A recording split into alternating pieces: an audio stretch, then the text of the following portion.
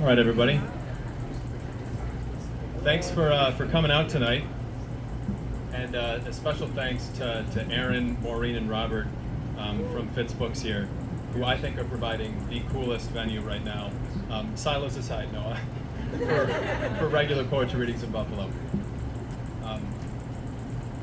For those of you who are here at Fitz Books for the first time, I do hope you come back, and if you're from out of town, make sure you get one of the Belgian waffles before you do go.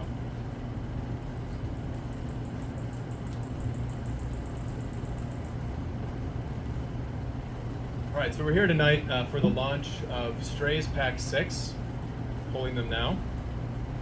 Strays is a project from Foundlings Press that started in late 2019, early 2020, that we launched to try to get back to our roots. We started as a little zine here in Buffalo, and then got into more book publishing. We wanted to do something that felt like the sort of scrappy DIY stuff we made on dorm room tables way back in the beginning. And so Strays was born. We were lucky at that point to work with a lot of writers who we felt were probably better served putting out their full-length books on bigger presses that could make sure those books reached all of their readers. But we thought, what if we did something that was fast and agile and small, particularly looking for works that were probably too small for a full-length book, but longer than anything you'd find in a magazine. Now 6 packs later, we're totally blown away by the amazing writers who decided to work with Foundlings and share their work in Strays. So thank you to all the Strays who came before.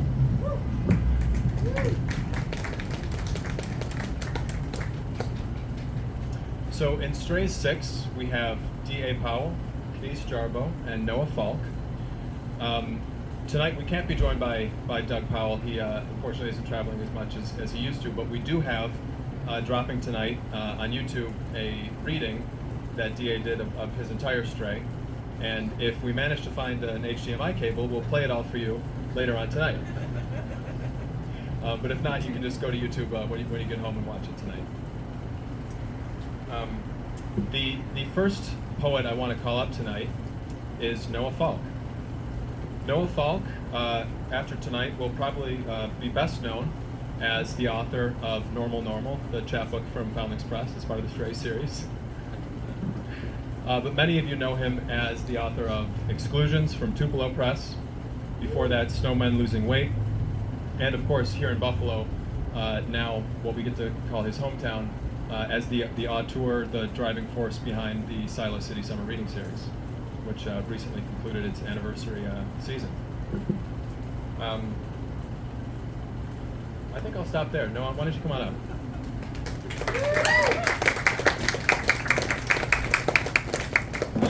Aiden, can I use one of those? Yeah. Sorry. I haven't seen this. Thanks, Aiden. Foundlings Press, people of Buffalo for coming down. I'll briefly say, I'm just going to read because I don't want to talk, because I go different places when I talk. But I'm really honored to sort of be a part of this series. I think it's really important, the work that Foundlings has done from the beginning. And I love that there's sort of a continuation of some sort of literary life, particularly with publishing. I know that Peach is sort of Buffalo-based, but also expanding into the wider world, which they should. But I love that Buffalo is continuing to have lifeblood publishers. So I'm honored to be a part of this, and excited to hear Canese and hopefully Doug too. All these poems in Normal are ekphrastic poems written in response to John Ashbery collages. So John Ashbery is a poet and art critic. I'm sure everybody here knows who John Ashbery is, but he's a foundation layer of the New York School of Poets, and a hero to a lot of people. Summer Dream.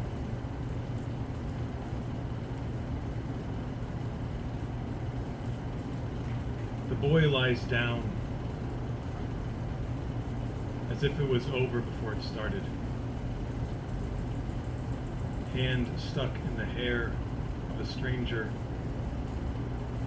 at the last party before the Great War. You drink until you feel the chorus of the mind, until the cool kids skate by in their factory clothes. The summer stretches into a forgetting pattern, into forgetting. So, the other thing I'll say, which I think I noted, is my mind is working. Something that Ashbury said that sort of initiated a lot of this project was that poetry is everything that isn't there, and sort of I've been holding on to that idea with the exclusions thing, and the idea that the things that are not in the poems are also the poems. I'm really attracted to that idea of, like, when you're looking at a painting or a photograph, the things that are not in the photograph are playing as much a role in your experience as what's in it. And I think that that's something I think about a lot, and the idea that we're all part of this larger thing in the world, and we need to pay attention to the things that are not just us. I think that's a lot of the central core of why I appreciate that thinking. Sorry. Seaport. Also, all the titles from these are also the titles of John Ashbery collages. For those who are unfamiliar with ekphrastic processes, you're looking at a piece of art and you're reflecting on it or reinterpreting it in your own way. Seaport.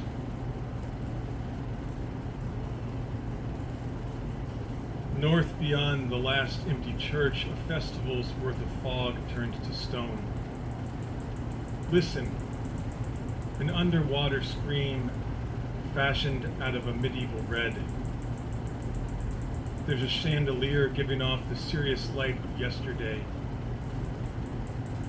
Someone's doing laundry.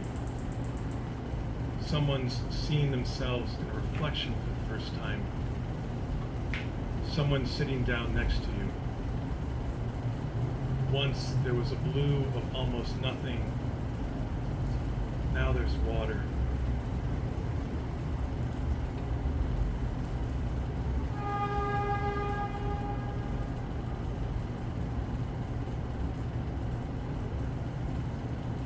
El Mundo, which translates to the world. I'm not a Spanish major. Never was. I mean, I've picked up Spanish over the years, but not enough to, like, speak it fluently. Like some of you. I know there's several people here who speak. The world. The trees go featureless in late winter. In the abracadabra of snow.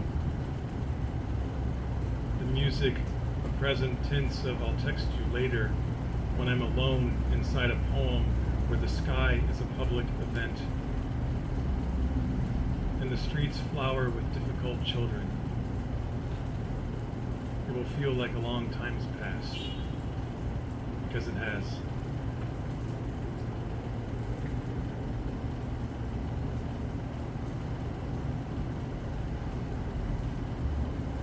I was telling Aiden, like, I should just read the whole thing. They're all very short poems, but I was also telling Julie this, like, I don't know if I like some of these anymore. Like, sort of like, do I read these?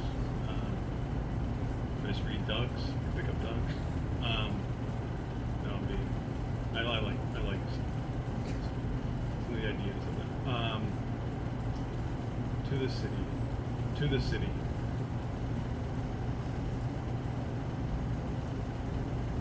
The day was painted with a haloed brick of a sunset's gut. Nothing was alarming. Not even the alarm, an hour into its choreographed bleeding.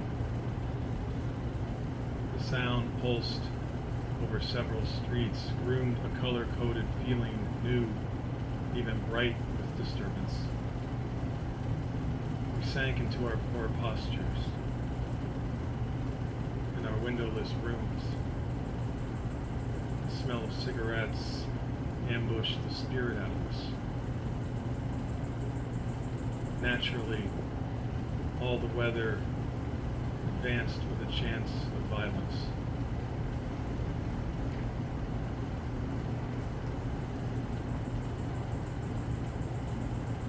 I'm just going to read two more.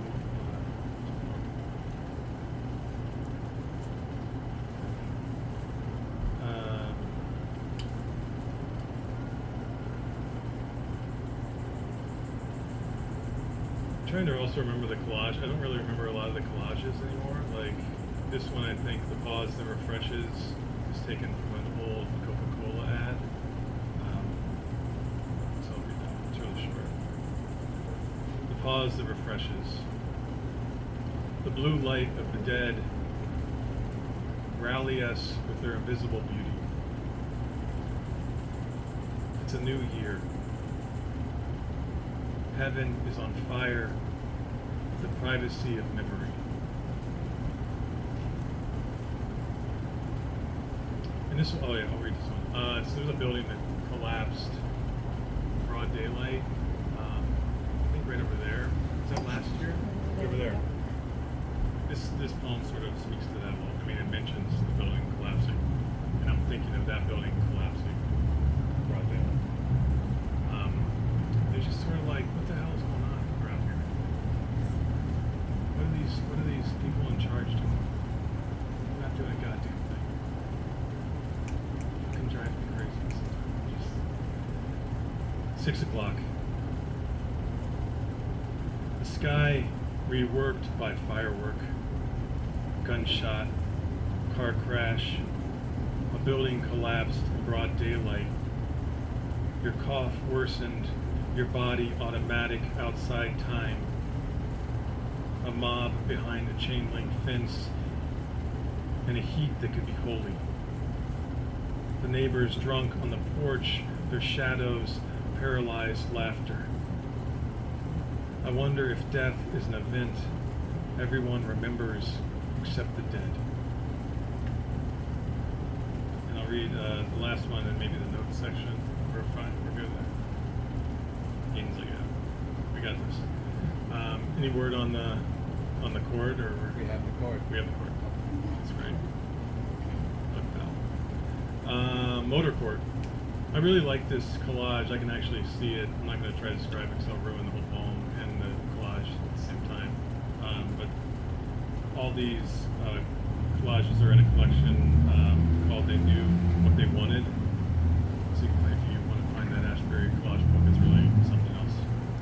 He's such a weirdo, John Ashbery, in the best way. Like, I think that's one thing that draws me to poetry the most is like how weird we can be and celebrate the weirdness in the sense that, like, the weirdness is so much of who we are as humans. Like, it's weird that we're walking around, that we're standing here listening to each other talk about other poets who have had an impression on us, and because of the images that they painted and the worlds that they've lived in, and now we're sort of regurgitating whatever we love about them.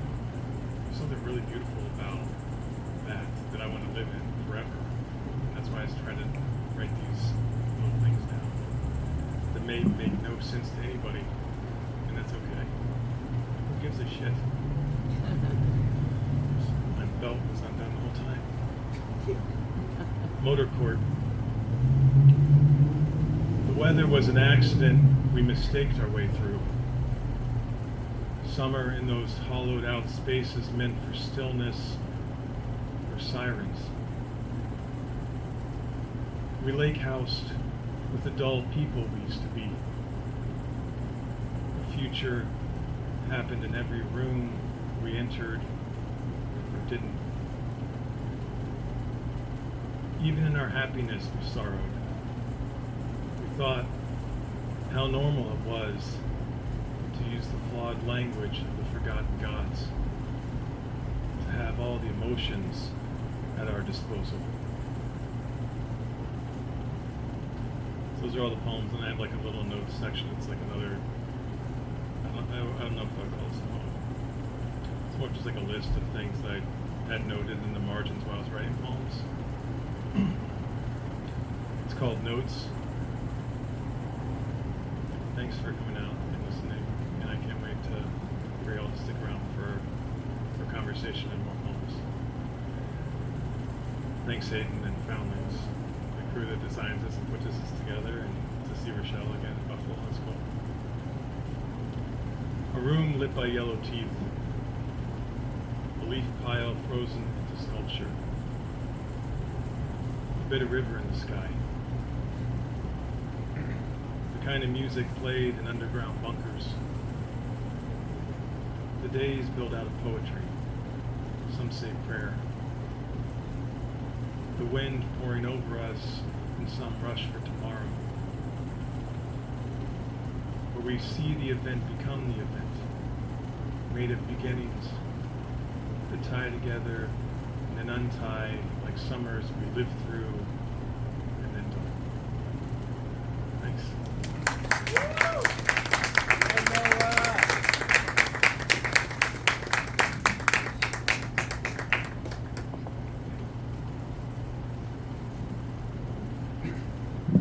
Thanks again, Noah Falck, author of Normal Normal. Seriously, it means a lot to me that Noah contributed a stray for this weird little series. Noah, I remember many years ago when I sort of buttonholed Noah at a Peach Mag reading, actually, and asked him to contribute to the second issue of the Foundlings zine, and he was generous enough to give these unknown upstarts a little poem then, and thrilled that I could keep working with him. I also want to thank, and I forgot about this before, but want to thank poets and writers and the New York State Council on the Arts, which generously supported this event. Also want to thank my dad, who ran and got an HDMI cable so we can listen to Doug Powell later. Thank you, Niska, poets and writers, and Ryan. On a more somber note, I do want to take a moment and speak a bit about a friend of ours who can't be here with us tonight, Matt Henriksen. Many of us who knew Matt here tonight were shocked and saddened at his passing earlier this year. Matt was a lot of things to a lot of people. He was a great poet. He was a mentor, an activist. I was catching up with another mutual friend of ours down in DC a couple months ago, and he's recalled the conversation he had with Matt. Matt was a very humble guy in some ways, and he said to our other friend, you know, I might be okay at this poetry thing, but I think if I have any real talent, it's just bringing the right people together. And that's true. I mean, I think he was being too modest about the poetry, of course, but he was a great connector and convener. And in many ways, I think he's part of the reason we're convening here tonight. Specifically, Matt introduced me to Canese. Many years ago now, Foundlings was putting out this anthology, the first real book we had ever produced about the poetry of Frank Stanford, looking at people who had studied Stanford or were writing poems and felt his influence. And Matt was this wild driving force behind that project who, by his own wishes, was unrecognized. He didn't want to contribute anything to it, but he contributed so much in the way of connections and pointing us in the right direction. So Matt connected us with Canese, and I remember reading the contribution that Canese offered, and it was just totally blown away. This was incredible poetry. I felt like my face had melted off, and I thought this is exactly what we want to be publishing, and was so thrilled and honored to put it in Constant Stranger. And then again, because of Matt's great influence, was actually able to meet Canese in person in 2018, I think, in Fayetteville, Arkansas, for the second Frank Stanford Festival. Canese is an incredible poet, but also an incredible reader and scholar. They chaired a panel discussion at that conference that totally unscrewed my head, dumped out what I thought I knew about Stanford, and then filled it up with even more stuff. So since that moment, several years ago, I've been hoping to work with Canese on some kind of project, and was just totally thrilled again that they said yes to Strays. So welcome, Canese.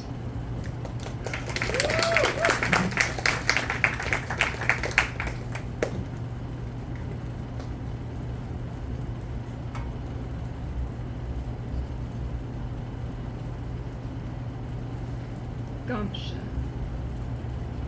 Hair slicked back, hard water. I have been a weather vane through most of this. Small aluminum rooster spinning, secret Stetson cologne I put back with my father's things. What if there is no wind? What if there is no wind? It's such a generous introduction, and if you have a drink, even if you don't have one, I'm going to read a poem by Matt. I had a mentor who said that you should always read somebody else's poem when you read your own, and I've done it ever since. And I don't know if I'd know Aiden if it weren't for Matt. And I think when I think of Matt, I think of community, and this is my first time in Buffalo, and y'all's generosity has blown me away. Julie, Sarah, Spencer, Aiden, and Rochelle, like, thank you all for your generosity. So if you have a drink or not, to toast a community, building community, yeah.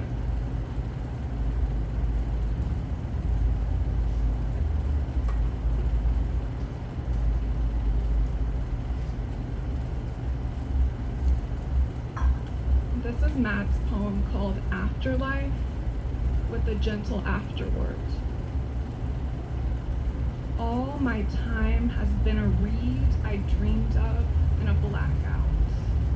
It turns out every sun has been a different sun. Every sky has lied about continuity. Every blink has blanked the light behind.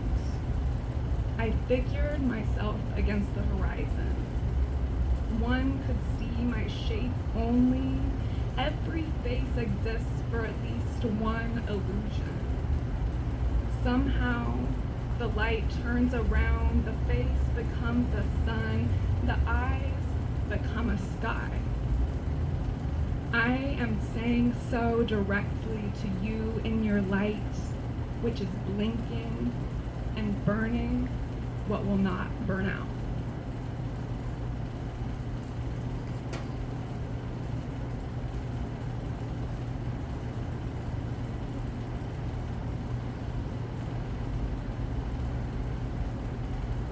This poem is called Analog.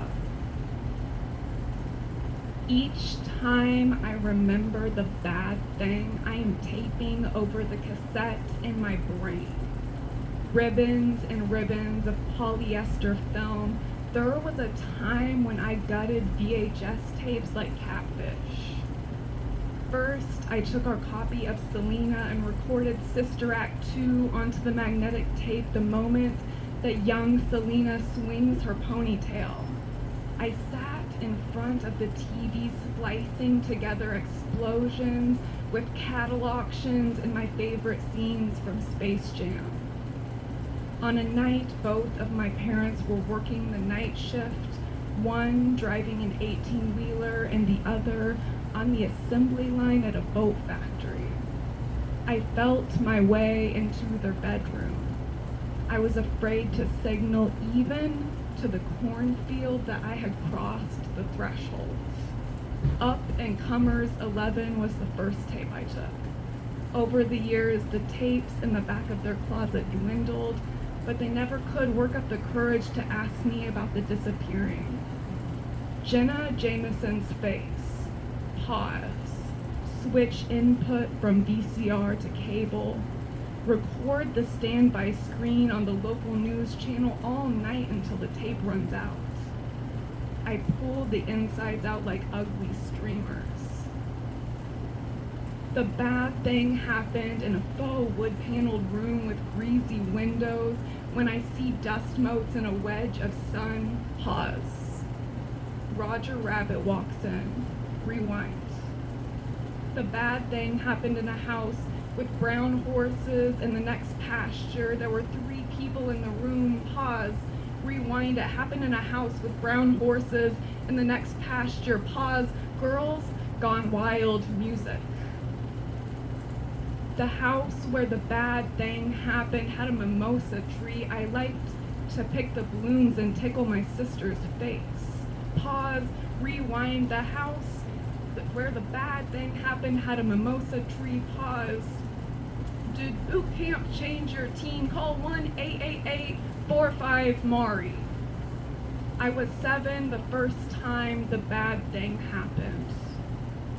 Jasmine and Aladdin on my Walmart birthday cake. I refused to blow out the candles, instead allowing them to melt into little wax ponds atop the vanilla frosting. Every day I wore a leotard and galoshes to the house. Pause. Salem the cat says something to Sabrina the teenage witch, and it makes me laugh. I hide in a shed with a tin roof outside the house where the bad thing happened. Rewind. I hid in a shed with a tin roof. Pause. Buffy walking through the empty school. Rewind. I hide. Fast forward. By now, I've corrupted the tape. I've played it over and over until my head was hot with the friction of the film. The original touch. The original image gone. Re-record, re-record, re-record. All that's left is the feeling outside the frame.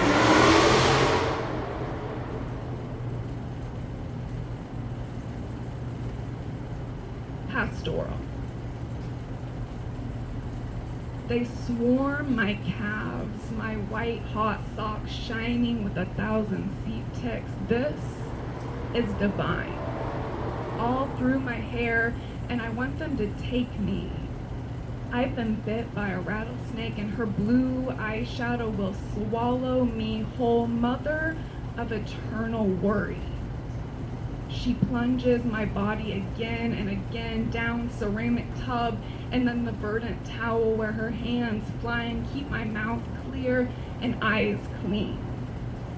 Yes, yes, I am still breathing, and yes, I still want a vanity mirror that is a pond, suffocated. Lilies. I still have cotton panties on, ruffled around my thighs by seed ticks, those subtle sequins. I smell her, rubbing alcohol, and even afraid. Her voice is a drawl. I think I am like the persimmon tree she makes wine from, all full and fruit falling. Still, my hand clutches at patches of white clover. There is no clover. Let me bite red clay. I want to own every damn red thing, my very own blood poisoned with lead. Superfund baby, and don't eat the fish from that lake. They're dirty anyhow, catfish. They're red and glitter on the inside, also red. This barn, my barn, is upside down, and do you know why it's red? Because I was less than a name in somebody's craw when they painted this with milk, lime, and rust. Nothing will grow on rust. Let me be rust. I'll read 2 more. This one's called Morning Morning. Being a carpenter's child, I was afraid of power tools and tormented by bad wiring. And being a carpenter's child, there is at least one empty secret compartment in the room. If someone else builds your secret compartment, it's not a secret. My closet is full of invisible underwear, invisible coats, invisible boots. I strategically place the philodendron to cover my chest and the aloe plant to cover. I am hoping to see you again. I won't ask that question. I'm wearing blue garden gloves. This way I don't have to feel the surfaces of things. My father doesn't trust me. I can't blame him. I tried to weld. I was so in awe of the arc, I burned through the electrode without even touching the metal.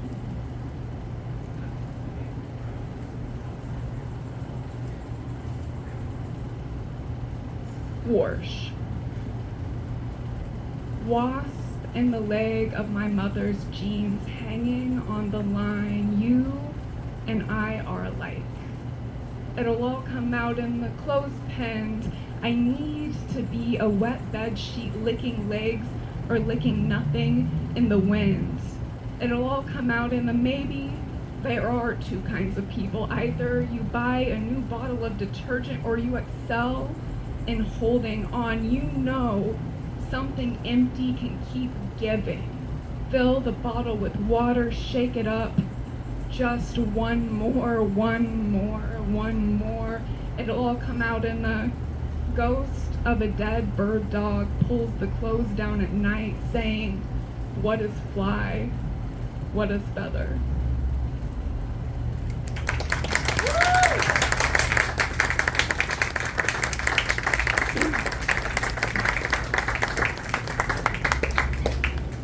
Thank you so much, Canese. Thank you, Noah, and thank you everyone for coming out. Don't run anywhere just yet. We have copies of Strays at the desk, and Waffles at the desk, and plenty of other books too. And if you give me about 5 minutes to move this microphone, we will close the night with D.A. Powell reading his entire Stray.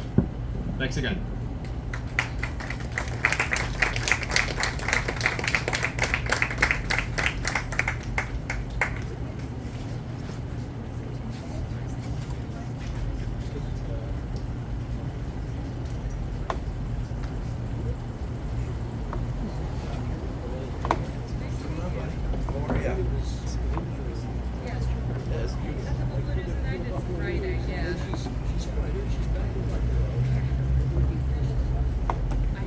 It's like deja vu, buddy. Between the silos and now. Did you make it to Yeah, the last time was Canese's figuring it out. poetry? Yeah, Yeah. starting in October. Yeah, Frozen Publishing.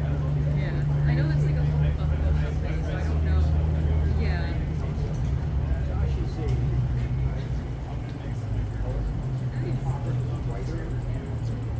Non-fiction writer is I fucking wish. Thank you. NBC and No, I appreciate it. Oh, I did a pop most of that. That's so cool. just hanging out like a cool kid. Well, I didn't want to interrupt. I was like, oh, I can't make the crush. Yeah, I actually had a weird like arm, but You're so. I was introduced to, and you're doing a reading here. Aren't you on the bill on the 22nd? With the person that introduced me, Celia White, old friend of mine. Oh, yes, that's the big one. Yes. hello then. It's like deja vu. Actually, some people my generation, Paul Hogan, who was one of I'm tired. I was like, man, some poetry events in one the day. generational thing, Paul was I might have to Yeah. That's a good reaction. Oh, I told you. Oh yeah, that was great. That was great. Hey, I'm doing all right. How are you? All right, good to see you. Good seeing you. 6:30. It was beautiful. Musician and Oh yeah. Especially to jam pack that like revelation with 2 events in one day too, you know. Yeah. Yeah. Talking to your buddy. Yeah.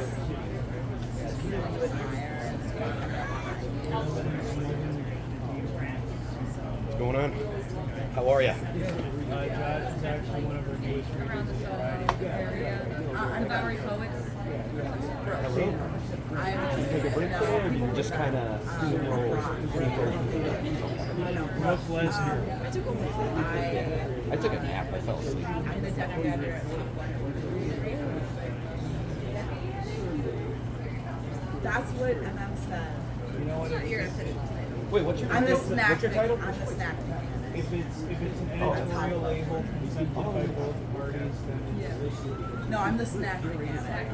But also, my fingers are Yeah, that's not the pretty cool. deputy editor. or the snack. Wait, we're trying to come. Think there's a snack camo.